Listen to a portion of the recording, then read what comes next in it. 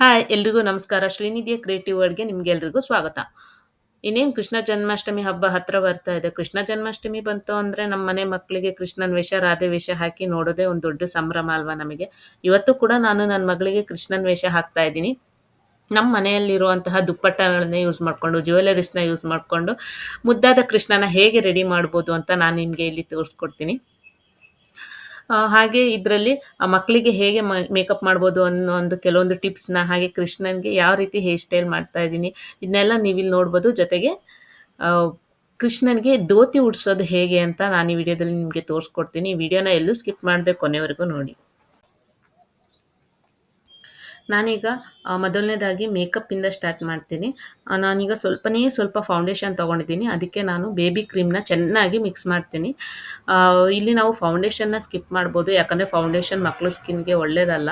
ನಿಮ್ಮ ಹತ್ರ ತುಂಬ ಒಳ್ಳೆ ಫೌಂಡೇಶನ್ ಇದ್ದರೆ ಮಾತ್ರ ಅದನ್ನು ಯೂಸ್ ಮಾಡಿ. ಇಲ್ಲ ಅಂದರೆ ಅದನ್ನು ಸ್ಕಿಪ್ ಮಾಡಿಬಿಡಿ. ಈಗ ಇದನ್ನ ನಾನು ಮುಖಕ್ಕೆ, ಕುತ್ತಿಗೆಗೆ, ಕೈಗೆ ಎಲ್ಲ ಚೆನ್ನಾಗಿ ಹಚ್ತೀನಿ. ಮಕ್ಕಳಿಗೆ ಬೇಬಿ ಕ್ರೀಮು, ಬೇಬಿ ಪೌಡ್ರ್ ಹಚ್ಚಿದ್ರೆ ಸಾಕು. ಯಾಕಂದರೆ ಮಕ್ಕಳು ಹಾಗೇನೇ ತುಂಬ ಕ್ಯೂಟಾಗಿರ್ತಾರೆ, ಮುದ್ದಾಗಿರ್ತಾರೆ. ಇದನ್ನೆಲ್ಲ ಹಚ್ಚೋ ಅವಶ್ಯಕತೆನೇ ಇರಲ್ಲ. ಬಟ್ ನಾವು ಫೋಟೋಗೆ, ವೀಡಿಯೋಸ್‌ಗೆ ಚೆನ್ನಾಗಿ ಕಾಣಲಿ ಅಂತ ಇದನ್ನೆಲ್ಲ ಹಚ್ಬೇಕಷ್ಟೆ. ಹೆಣ್ಮಕ್ಳಿಗೆ ಮೇಕಪ್ ಮಾಡಿಸ್ಕೊಳೋದು, ರೆಡಿ ಆಗೋದು ಅಂದರೆ ಎಷ್ಟು ಖುಷಿ ಅಲ್ವಾ? ನನ್ನ ಮಗಳು ಕೂಡ ಇಲ್ಲಿ ತುಂಬ ಖುಷಿಯಾಗಿ ಎಂಜಾಯ್ ಮಾಡ್ತಾ ರೆಡಿ ಆಗ್ತಾ ಇದ್ದಾಳೆ. ಇಲ್ಲಿ ನಾನು ಬೇಬಿ ಕ್ರೀಮ್‌ಗೆ ಫೌಂಡೇಶನ್ ಮಿಕ್ಸ್ ಮಾಡಿರೋದ್ರಿಂದ ಎಲ್ಲೂ ಪ್ಯಾಚಿ ಕಾಣದೇ ಇರೋ ಹಾಗೆ, ಹಾಗೆ ಎಲ್ಲ ಕಡೆ ಕವರ್ ಆಗಲಿ ಅಂತ ಹೇಳಿ ನೋಡ್ತಾ ನಿಧಾನವಾಗಿ ಹಚ್ತಾ ಇದ್ದೀನಿ. ಈಗ ನಾನು ಕಾಂಪ್ಯಾಕ್ಟ್ ಪೌಡ್ರನ್ನ ಹಚ್ತಾ ಇದ್ದೀನಿ. ಕಾಂಪ್ಯಾಕ್ಟ್ ಪೌಡ್ರು ಬದಲು ನಾವು ಬೇಬಿ ಪೌಡ್ರನ್ನ ಕೂಡ ಹಚ್ಬೋದು. ಇವೆಲ್ಲ ಅವಳ ಹತ್ರ ಭರತನಾಟ್ಯ ಮೇಕಪ್ ಸೆಟ್ ಇದ್ದಿದ್ರಿಂದ ನಾನು ಅದನ್ನೇ ಯೂಸ್ ಮಾಡ್ತಾ ಇದ್ದೀನಿ. ಈಗ ನೆಕ್ಸ್ಟ್ ನಾನು ಕಾಜಲ್ ಹಚ್ತಾ ಇದ್ದೀನಿ. ಇದು ಸ್ವಲ್ಪ ಕಷ್ಟವಾದ ಟಾಸ್ಕು. ಕಣ್ಬಿಡು ಅಂತ ಹೇಳ್ತಾ ಕಾಜಲ್ ಹಚ್ಚಬೇಕು. ಆದರೂ ನನ್ನ ಮಗಳು ಪಾಪ ತುಂಬ ಕೋಆಪರೇಟ್ ಮಾಡ್ತಾ ಇದ್ಲು. ನಾ ಹೇಳಿದ ಮಾತನ್ನೆಲ್ಲ ಕೇಳಿಸ್ಕೊತಾ ಇದ್ಲು. ಅವಳಿಗಂತೂ ಯಾವಾಗ ನಾನು ಕೃಷ್ಣ ಆಗ್ತೀನಿ ಅಂಥೇಳಿ, ಹೇಗೆ ಕಾಣಿಸ್ತೀನಿ ಅನ್ನೋ ಒಂದು ಕ್ಯೂರಿಯಾಸಿಟಿ ಅವಳಿಗೆ. ಅವಳು ಕೃಷ್ಣ ಆದಮೇಲೆ, ಪೂರ್ತಿ ರೆಡಿ ಆದಮೇಲೆ ನೀವು ನೋಡಬೇಕು, ಖುಷಿಯಾಗಿ ಅಲ್ಲೇ ಕುಣಿಯೋಕ್ಕೆ ಸ್ಟಾರ್ಟ್ ಮಾಡಿಬಿಟ್ಟಿದ್ಲು ಅವಳು. ಕಾಜಲ್‌ನ ಹಚ್ಚಾದ್ಮೇಲೆ ನಾನಿಲ್ಲಿ ನಿಧಾನವಾಗಿ ಐಲೈನರ್‌ನ ಹಚ್ಕೋತಾ ಇದ್ದೀನಿ. ನನ್ನ ಮಗಳಿಗಂತೂ ಅಲ್ಲಾಡಬೇಡ ಅಂತ ಹೇಳಿ ಹಚ್ಚೋದ್ರೊಳಗೆ ನನಗೆ ಸಾಕಾಗೋಯ್ತು. ಐಲೈನರ್‌ನ ಹಚ್ಚುವಾಗ ಶೇಪ್ ಸರಿ ಬರಲಿಲ್ಲ ಅಂತ ಅಂದರೆ ನಾವು ಸ್ವಲ್ಪ ಕಾಟನ್ ತಗೊಂಡು ಅದಕ್ಕೆ ಸ್ವಲ್ಪ ಆಯಿಲ್ ಹಾಕಿ ನಾವು ನಿಧಾನವಾಗಿ ಒರೆಸೋದ್ರಿಂದ ಮಕ್ಕಳಿಗೆ ನೋವು ಆಗದೇ ಇರೋ ರೀತಿಲಿ ನಾವು ಐಲೈನರ್‌ನ ರಿಮೂವ್ ಮಾಡ್ಬೋದು.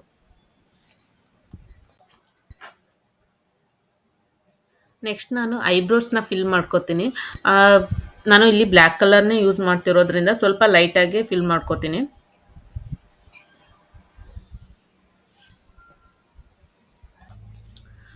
ಇದು ನಾನು ಹೋದ ವರ್ಷ ಕೃಷ್ಣ ಜನ್ಮಾಷ್ಟಮಿಗೆ ನನ್ನ ಮಗಳಿಗೆ ರೆಡಿ ಮಾಡಿರೋವಂಥ ವಿಡಿಯೋ.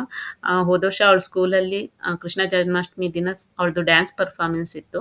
ಅದಕ್ಕಾಗಿ ನಾನು ರೆಡಿ ಮಾಡಿರೋ ಅಂಥದ್ದು. ಕೃಷ್ಣನ್ ಥರ ಮುದ್ದಾಗಿ ರೆಡಿಯಾಗಿ ಪುಟ್ಟ ಹೆಜ್ಜೆ ಹಾಕಿ, ಅಮ್ಮ ನಾನು ದೇವರಾಣೆ ಬೆಣ್ಣೆ ಕದ್ದಿಲ್ಲಮ್ಮ ಅಂತ ಹೇಳಿ ಡ್ಯಾನ್ಸ್ ಮಾಡಿದ್ಲು.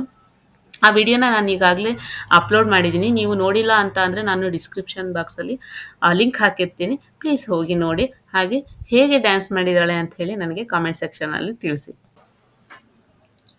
ನಂತರ ನಾನಿಲ್ಲಿ ಹಣೆಗೆ ಡಿಸೈನ್ ಮಾಡ್ತಾ ಇದ್ದೀನಿ. ಅಂದರೆ ಹಣೆಗೆ ನಾಮ ಇಡ್ತಾ ಇದ್ದೀನಿ. ಇದು ಇಡೋದು ನಮಗೆ ಕಷ್ಟ ಆಯಿತು ಅಂತ ಅಂದರೆ ನಾವು ಯು ಪಿನ್ನ ಯೂಸ್ ಮಾಡಿಕೊಂಡು ಇಡ್ಬೋದು. ಸಣ್ಣ ಮಕ್ಕಳಿಗೆ ಇಡೋದು ಇದು ತುಂಬ ಕಷ್ಟ ಅಂತ ಅನಿಸಿದ್ರೆ ನಿಮಗೆ, ಅವರು ಮಲಗಿದ್ದಾಗಲೇ ನಾವು ಹಣೆಗೆ ನಾಮ ಮತ್ತು ಇಲ್ಲಿ ಕಣ್ಣಿನ ಸೈಡಿಗೆಲ್ಲ ಡಿಸೈನ್ ಇಟ್ಕೊಳೋದು ಒಳ್ಳೆಯದು.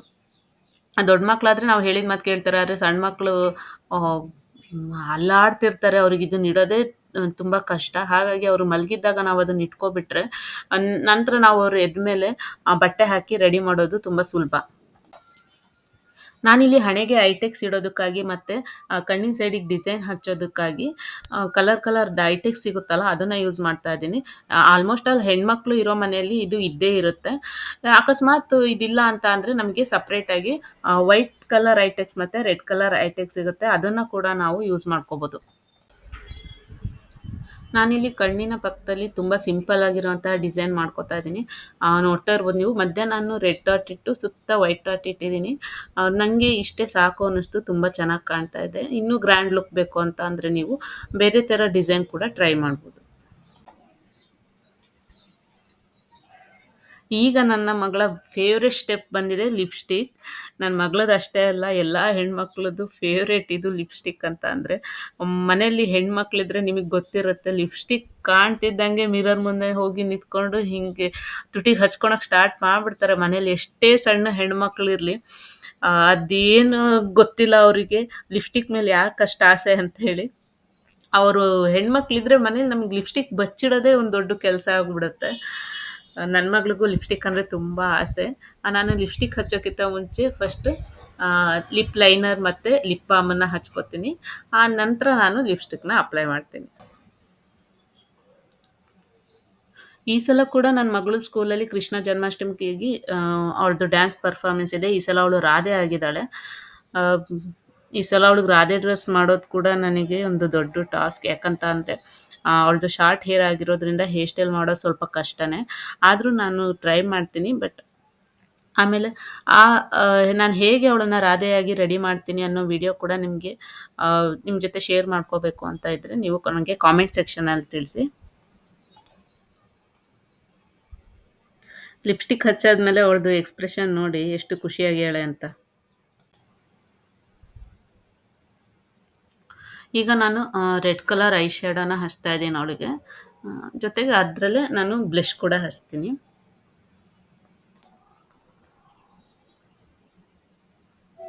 ನಾನಿಲ್ಲಿ ಈಗ ಯೂಸ್ ಮಾಡ್ತಿರೋ ಮೇಕಪ್ ಐಟಮ್ಸ್ ಎಲ್ಲ ನಾನು ನನ್ನ ಮಗಳ ಭರತನಾಟ್ಯಂ ಡ್ಯಾನ್ಸ್‌ಗೆ ಯೂಸ್ ಮಾಡೋವಂತಹ ಮೇಕಪ್ ಐಟಮ್ಸೇ.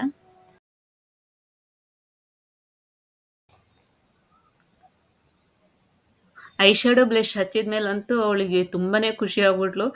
ಮಿರರ್ ಕೊಡು ನೋಡ್ಕೋತೀನಿ, ಮಿರರ್ ಕೊಡು ನೋಡ್ಕೋತೀನಿ ಅಂತ ಹೇಳ್ತಿದ್ದಾಳೆ. ಮಿರರ್ ಅಲ್ಲಿ ಅವಳ ಮುಖ ನೋಡ್ಕೊಂಡ್ಮೇಲಂತೂ ಅವಳಿಗೆ ಖುಷಿನೋ ಖುಷಿ.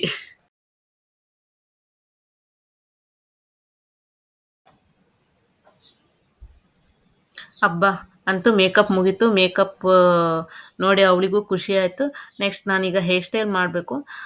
ಹೇರ್ ಸ್ಟೈಲ್ ಮಾಡೋಕ್ಕೆ ಅದೇ ಏನು ಮಾಡೋದು ಅಂತ ಯೋಚನೆ ಮಾಡ್ತಾ ಇದ್ದೀನಿ. ಅಂದರೆ ಇವಳು ಕೂದಲು ಸ್ವಲ್ಪ ಉದ್ದ ಇರೋದ್ರಿಂದ ಒಂದು ಜುಟ್ಟು ಹಾಕೋಣ ಅಂತ ಅಂದ್ಕೊಂಡಿದ್ದೀನಿ.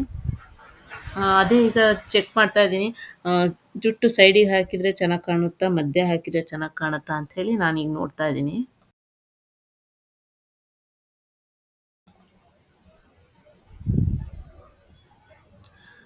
ನನಗೆ ಈಗ ಮಧ್ಯ ಜುಟ್ಟು ಹಾಕಿದ್ರೇ ಚೆನ್ನಾಗಿ ಕಾಣುತ್ತೆ ಅಂತ ಅನಿಸ್ತಿದೆ. ಹಾಗಾಗಿ ನಾನೀಗ ಮಧ್ಯ ಜುಟ್ಟು ಹಾಕ್ತೀನಿ. ನೀವು ನಿಮ್ಮ ಮಕ್ಕಳಿಗೆ ಕೃಷ್ಣನ ವೇಷ ಹಾಕಿದ್ರಾ?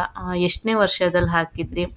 ಹಾಗೆ ಕೃಷ್ಣನ ವೇಷ ಹಾಕಿದಾಗ ನೀವು ಹೇರ್ ಸ್ಟೈಲ್ ಹೇಗೆ ಮಾಡಿದ್ರಿ? ಜುಟ್ಟು ಹಾಕಿದ್ರೋ ಅಥವಾ ಕೃಷ್ಣನ ಪೇಟ ಹಾಕಿದ್ರೋ ಹೇಗೆ ಮಾಡಿದ್ರಿ ಅನ್ನೋದನ್ನು ನನಗೆ ಕಾಮೆಂಟ್ ಸೆಕ್ಷನಲ್ಲಿ ತಿಳಿಸಿ.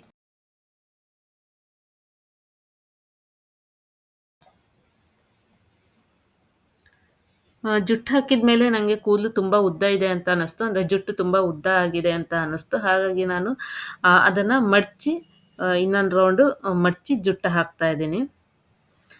ಆಮೇಲೆ ಅದು ಬಿಚ್ಚಿ ಹೋಗಬಾರ್ದು ಅಂತ ಹೇಳಿ ಅದ್ರ ಮೇಲೆ ಇನ್ನೊಂದು ರಬ್ಬರ್ ಬ್ಯಾಂಡ್ ಹಾಕ್ತಾ ಇದ್ದೀನಿ.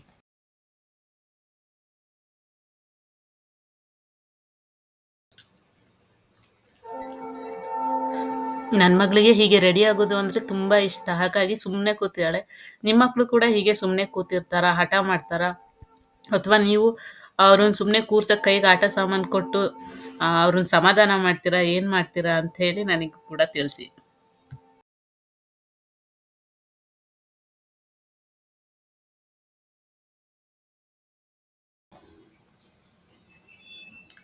ಈಗ ನಾನು ಜುಟ್ಟಿಗೆ ಸ್ವಲ್ಪ ಅಲಂಕಾರ ಮಾಡೋಣ ಅಂತ ಹೇಳಿ ಹುಡುಕಿದಾಗ ನನಗೆ ಇದು ನನ್ನ ಮಗಳದು ಮುತ್ತಿನ ಸರ ಸಿಕ್ಕಿದೆ. ಇದನ್ನು ನಾನು ಅವಳ ಜುಟ್ಟಿಗೆ ಸುತ್ತಿ ಈ ಪದಕನ ಸೈಡಲ್ಲಿ ಹೀಗೆ ಬಿಟ್ಟು ಜುಟ್ಟಿಗೆ ಅಲಂಕಾರ ಮಾಡ್ತಾ ಇದ್ದೀನಿ.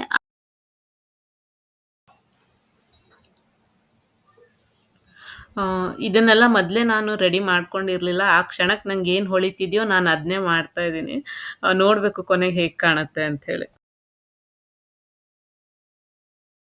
ಆಮೇಲೆ ಅದ್ರ ಮೇಲೆ ನಾನು ಮತ್ತೊಂದು ಮುತ್ತಿನ ಸರನ ಹಿಂಗೆ ಸುತ್ತೀನಿ.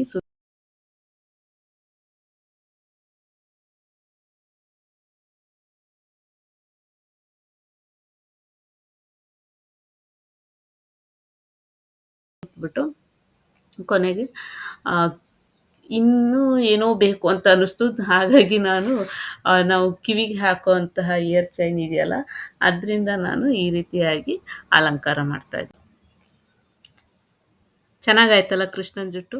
ನನಗಂತೂ ತುಂಬ ಇಷ್ಟ ಆಯಿತು. ನಿಮಗೆ ಏನು ಅನ್ನಿಸ್ತು ಅಂತೇಳಿ ಕಾಮೆಂಟ್ ಸೆಕ್ಷನಲ್ಲಿ ತಿಳಿಸಿ.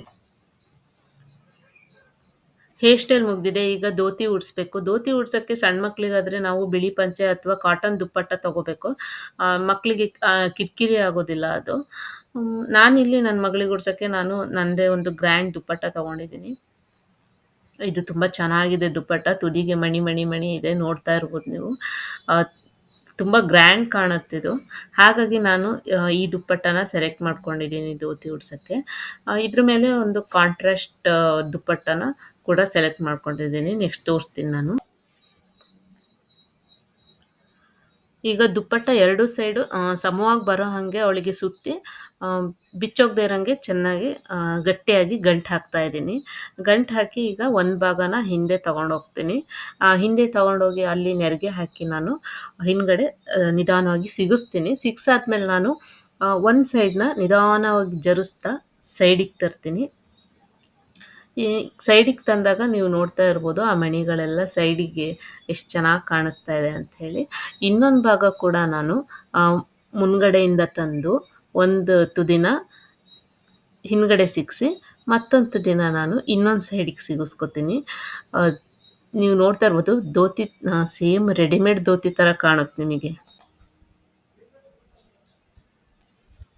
ಮೇಲೆ ಹಾಕೋಕ್ಕೆ ನಾನು ಇನ್ನೊಂದು ಕಾಂಟ್ರಾಸ್ಟ್ ಕಲರ್ ದುಪ್ಪಟ್ಟ ತಗೊಂಡಿದ್ದೀನಿ. ಇದು ಕೂಡ ತುಂಬ ಗ್ರ್ಯಾಂಡ್ ಇದೆ. ಇದರಿಂದ ನಾನು ಫುಲ್ ಈಗ ಮೇಲಿನ ಪೂರ್ತಿ ಕವರ್ ಮಾಡ್ತೀನಿ.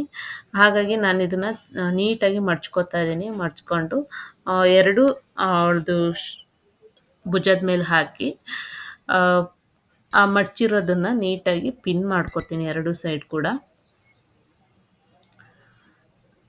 ನಂತರ ನಾನು ಮುಂದೆ ಹಿಂದೆ ಎರಡು ಕವರ್ ಆಗೋ ರೀತಿಲಿ ಅದನ್ನು ಪಿನ್ ಮಾಡ್ಕೊತೀನಿ.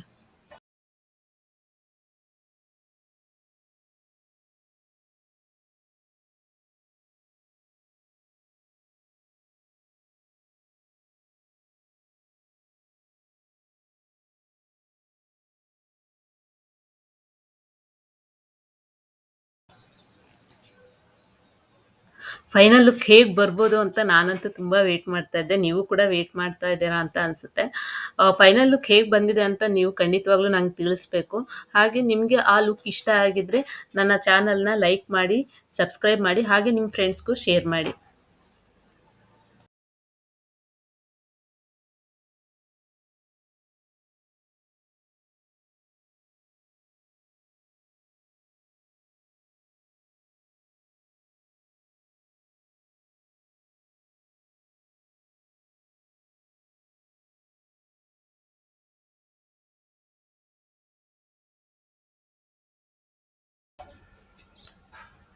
ಈಗ ನಾನು ಪ್ಲೇನ್ ದುಪ್ಪಟ್ಟ ತಗೊಂಡಿದ್ದೀನಿ. ಇದನ್ನು ಸೊಂಟಕ್ಕೆ ಕಟ್ತೀನಿ.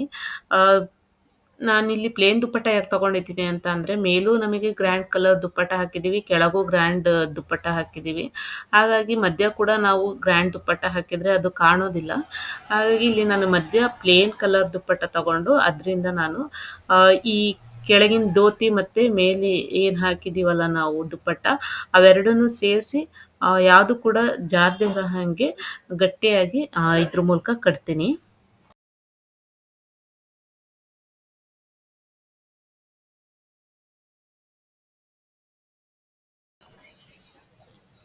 ಮಕ್ಕಳಿಗೆ ಹೀಗೆ ರೆಡಿ ಮಾಡೋದು ತುಂಬ ಕಷ್ಟ. ಎಲ್ಲ ಮಕ್ಕಳು ಸುಮ್ಮನೆ ಇರೋದಿಲ್ಲ. ಒಬ್ಬರು ಹಠ ಮಾಡ್ತಾರೆ, ಒಬ್ಬರು ಆಟ ಆಡ್ತಿರ್ತಾರೆ, ಅಳ್ತಾರೆ. ಆದರೆ ನಾವು ಹೀಗೆ ರೆಡಿ ಮಾಡಿ ಕೊನೆಗೆ ಅವರು ರೆಡಿ ಆದಮೇಲೆ ಆ ಲುಕ್ಕನ್ನು ನೋಡೋದಿದೆಯಲ್ಲ, ಎಷ್ಟು ಚೆನ್ನಾಗಿರುತ್ತಲ್ವ. ನಾವು ಪಟ್ಟಿರೋ ಕಷ್ಟ ಎಲ್ಲ ಅಲ್ಲೇ ಮರ್ತು ಹೋಗ್ಬಿಡುತ್ತೆ ನಮಗೆ.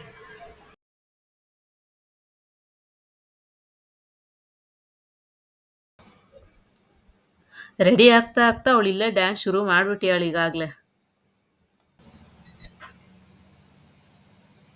ಈಗ ನಾನು ಒಂದೊಂದೇ ಜ್ಯುವೆಲರೀಸ್ನ ಹಾಕ್ತೀನಿ. ಇವಳು ಜುಟ್ಟಿಗೆ ನಾವು ಮುತ್ತಿನ ಸರದಿಂದ ಅಲಂಕಾರ ಮಾಡಿರೋದ್ರಿಂದ ನಾನು ಕುತ್ತಿಗೆ ಕೂಡ ಮುತ್ತಿನ ಸರಗಳನ್ನೇ ಹಾಕ್ತೀನಿ. ಈಗ ನಾನು ಹಾಕ್ತಿರೋ ಸರ ಇದೆಯಲ್ಲ, ಇದು ನಾನು ಮಂತ್ರಾಲಯದಲ್ಲಿ ತೊಗೊಂಡಿದ್ದು. ಸುಮಾರು ₹100 ಕೊಟ್ಟು ತಗೊಂಡಿದ್ದೆ ನಾನು. ಈಗ ಮತ್ತೊಂದು ಸರ ಹಾಕ್ತೀನಿ. ಅದು ಇವಳು ಜುಟ್ಟಿಗೆ ಹಾಕಿದ್ನಲ್ಲ, ಅದೇ ಥರದ್ದು ಸರ ಇತ್ತು, ಅದನ್ನೇ ನಾನೀಗ ಹಾಕ್ತಾ ಇದ್ದೀನಿ.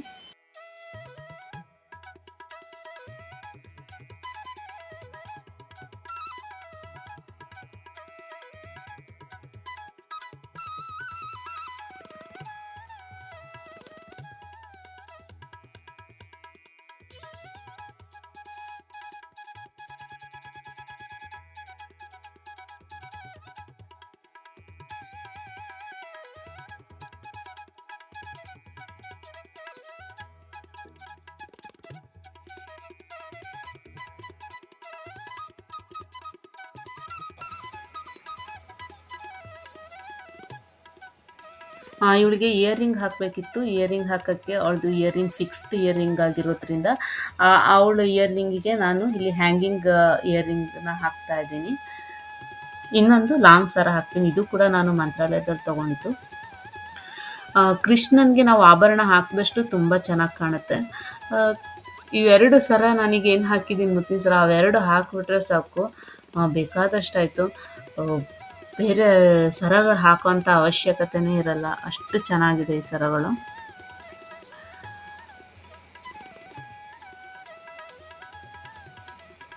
ನಂತರ ನಾನು ಅವಳಿಗೆ ಬಳೆ ಯಾವ್ದು ಮ್ಯಾಚ್ ಆಗುತ್ತೆ ಅಂತ ನೋಡ್ತಾ ಇದ್ದೀನಿ. ಬಳೆ ನಂತರ ಅವಳಿಗೆ ತೋಳ್ಬಂದಿ ಹಾಕ್ತೀನಿ. ತೋಳ್ಬಂದಿ ಹಾಕಿ ಸೊಂಟದ ಪಟ್ಟಿ ಯಾವ್ದು ಚೆನ್ನಾಗಿ ಕಾಣುತ್ತೆ ನೋಡಿ, ಸೊಂಟದ ಪಟ್ಟಿ ಕೂಡ ಹಾಕ್ತೀನಿ.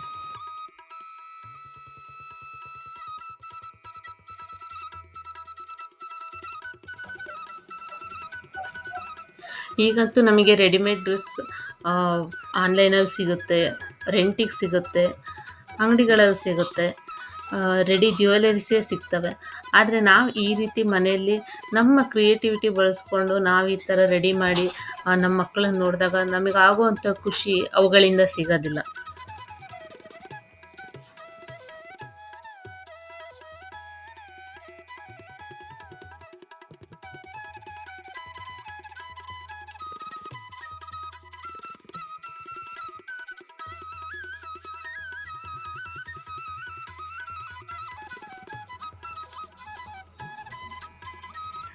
ಮಕ್ಕಳಿಗೆ ರೆಡಿ ಮಾಡಿದ ಮೇಲೆ ದೃಷ್ಟಿ ಬೊಟ್ಟಿಟ್ಟು ತಾನೇ ಕಂಪ್ಲೀಟ್ ಮಾಡಬೇಕು. ನಾನು ಕೂಡ ಇಲ್ಲಿ ದೃಷ್ಟಿ ಬೊಟ್ಟಿಟ್ಟು ನನ್ನ ಮಗಳನ್ನ ಈ ಕೃಷ್ಣ ವೇಷನ ಕಂಪ್ಲೀಟ್ ಮಾಡ್ತಾ ಇದ್ದೀನಿ. ನಿಮಗೆ ಹೇಗೆ ಅನ್ನಿಸ್ತು ಈ ವಿಡಿಯೋ? ಇಷ್ಟ ಆಯಿತಾ? ನನ್ನ ಮಗಳು ಹೇಗೆ ಕಾಣಿಸ್ತೀಯಾಳೆ ಕಾಮೆಂಟ್ ಸೆಕ್ಷನಲ್ಲಿ ತಿಳಿಸಿ.